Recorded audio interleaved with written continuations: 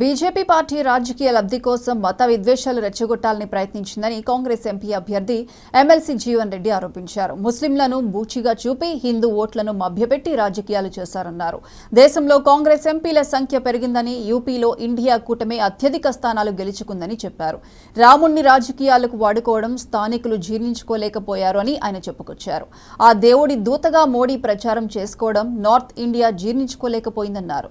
North ఇండియాలో మోడీ అంటే ఎవరో తెలిసిపోయిందని, ఇండియా కూటమి ఈ స్థాయికి రావడం రాహుల్ గాంధీ విజయమే అని జీవన్ రెడ్డి చెప్పుకొచ్చారు.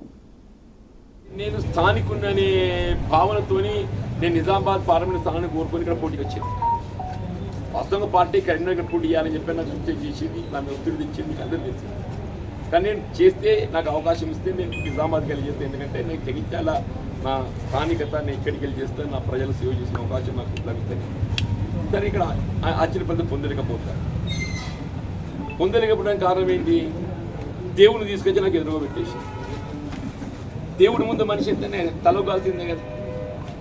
దేవుడి ముందు మనిషి ఎంత అని చెప్పి అంటున్నాను. నేను ఒక మానవుని, ఒక మనిషిని చెప్పి అంటున్నాను. నేను ఎంత గొప్పగా భావించినా కానీ దేవుని తెచ్చి అడ్డం పెట్టి తర్వాత తల వంచాల్సి వస్తుంది. వంచాలి సార్, తల వచ్చి అంతే తప్ప దాన్ని మనము తీసుకున్నది కొంత ఇస్తుంది ఆశ్చర్యపడకపోతే అంతే తప్ప. అదర్వైజ్ ఎన్నిక ఏ విధంగా కొనసాగి జరిగిందని మనకు అందరికీ తెలుసు.